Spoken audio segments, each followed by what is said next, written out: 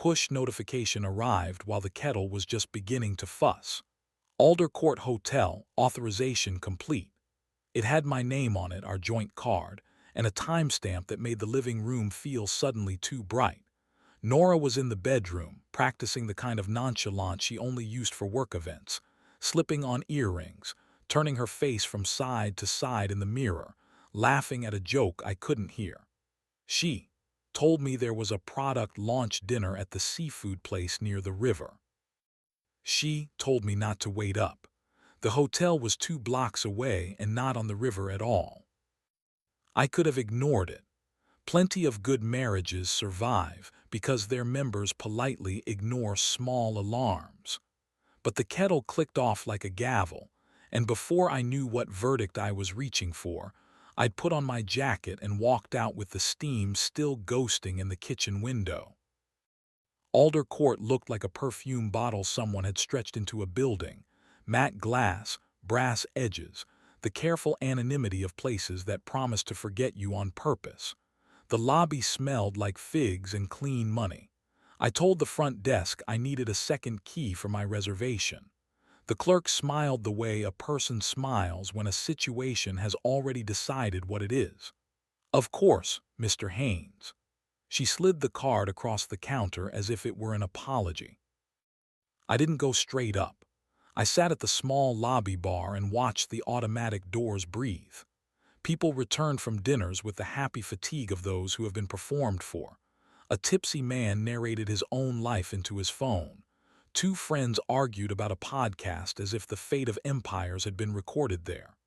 When the elevator opened at 8:59, Nora stepped into the lobby alone, black dress, hair pinned up, the effortlessness she claims to hate. She didn't see me. She crossed to the elevators again, checked a text, and pressed the up arrow with a finger that trembled a little. I counted 30 and followed.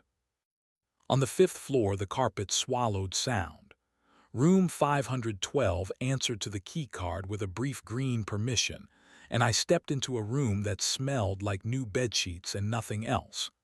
The bed was flawless. The envelope with the hotel crest sat on the desk like a sealed dare. From the bathroom came the low, neutral hum of a fan that didn't care who you were.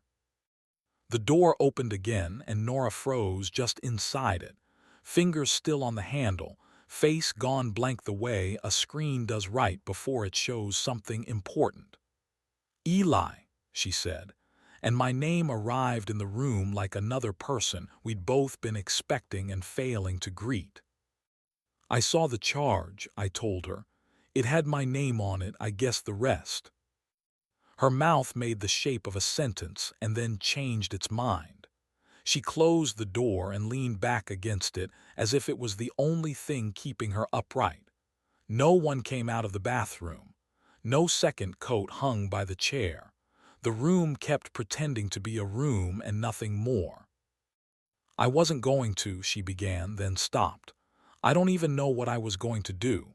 She put her handbag on the bench at the end of the bed and smoothed the strap as if it had misbehaved. "He wanted to book it. I told him not to use our card. He said it would be easier." Her laugh had no place to sit down. "Easier," she repeated, like the word was a key that didn't fit any lock here. "Who?" I asked, though I knew the shape of the answer. Julian from design, who had once made her laugh so hard in a meeting that she cried, who sent memes at midnight, whose compliments arrived disguised as feedback. The names of the people who can ruin you are never strangers. She didn't say his name. She looked at the perfect bed and then at me. "I came up here to cancel it. I wanted to see how ridiculous it looked before I said no." The honesty knocked me sideways. So did the way her voice shook only when she said ridiculous, not when she said he. I put the key on the desk next to the envelope and sat in the single chair. The room was very good at not echoing.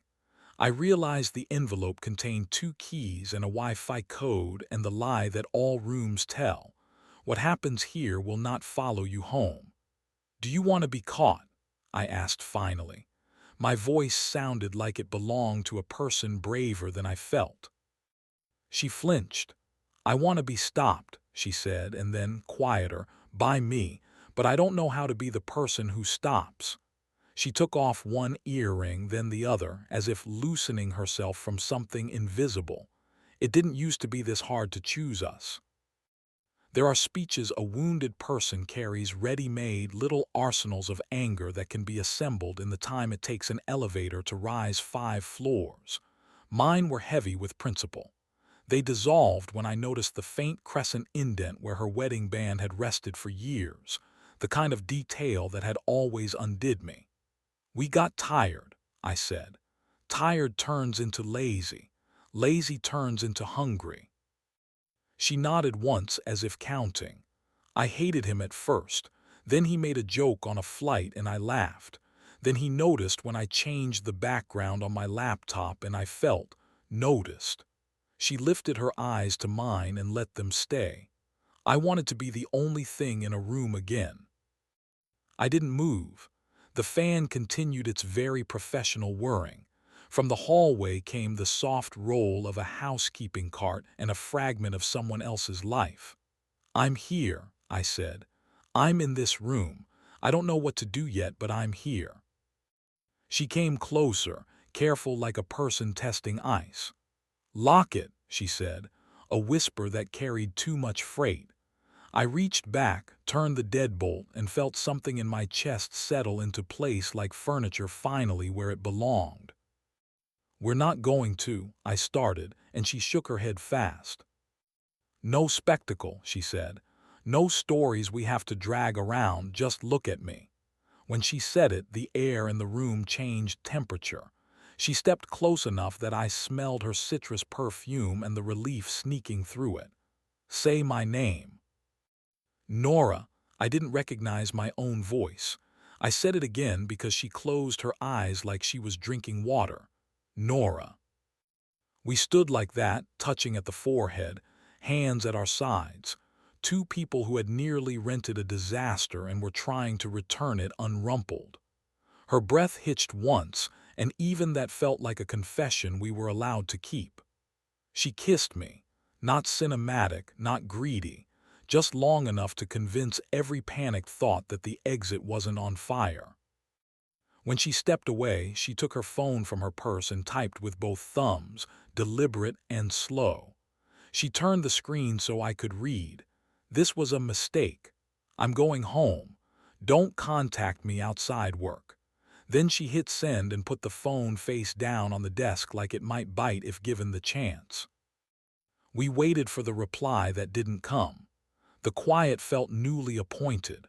I pulled the envelope toward me, took out the extra key card and slid it back across to her. "Souvenir," I said, trying to aim us at a lighter gravity. She shook her head and tucked the card back inside, sealing the glue with her thumb the way you do when you're finished with a thing. We left the bed perfect. In the elevator, we watched our reflections try to look like people who had never made a lobby bar into a courtroom. Nora leaned into my shoulder, and I let my cheek rest against her hair, which smelled like our bathroom at 7 in the morning, shampoo and steam and the dull bravery of another day. At the front desk, I returned the key and thanked the clerk for nothing in particular. She nodded as if she just witnessed a small, private war end without sirens. Outside, the river wind had sharpened. We walked the 2 blocks home holding hands like it was a habit we were reteaching our bodies. At the corner, the line at the seafood place was a buzzing, oblivious coil. Across the street, a bus exhaled and kept going.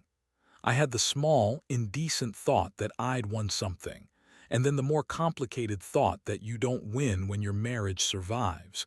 You sign up for a longer, harder race. At home, I made tea. We didn't pour wine. Neither of us wanted courage that belonged to glassware. We sat on the couch with our knees touching and confessed the petty things first.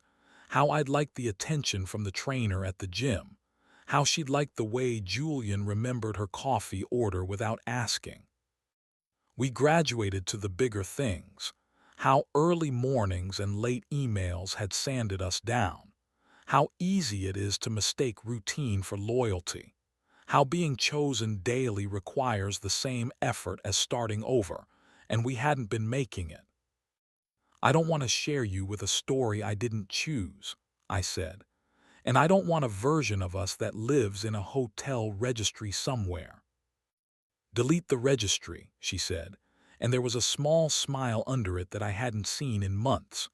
We made a ceremony of it. She blocked his number, removed the hotel Wi-Fi from her phone, archived the thread. I deleted a draft message to someone who liked to compliment my shoulders and had terrible taste in podcasts.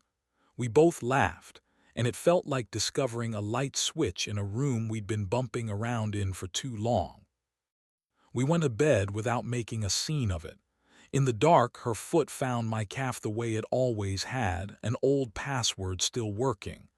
"We need help," she said into the pillow. "Not to forgive exactly, to keep choosing."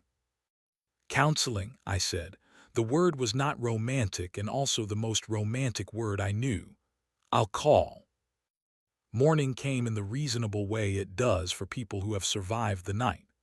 I woke to the weight of her hand on my chest and the calm, nosy light that always makes our apartment look like it's minding our business. We split a grapefruit, took turns for the sweetest pieces, and left for work at the same time for once. She wore flats and an unshowy jacket and looked back from the door like a question I had every intention of answering for a long time. On my walk, I passed Alder Court. In the lobby window, I could see the clerk arranging a stack of envelopes with their crisp crests, promises folded inside. The vacancy sign wasn't a sign at all, just the assumption of rooms waiting. I kept going, feeling the small heat where our hands had pressed together all the way home, knowing that no vacancy wasn't something the hotel decided. It was what we'd written on the door we both still wanted to live behind.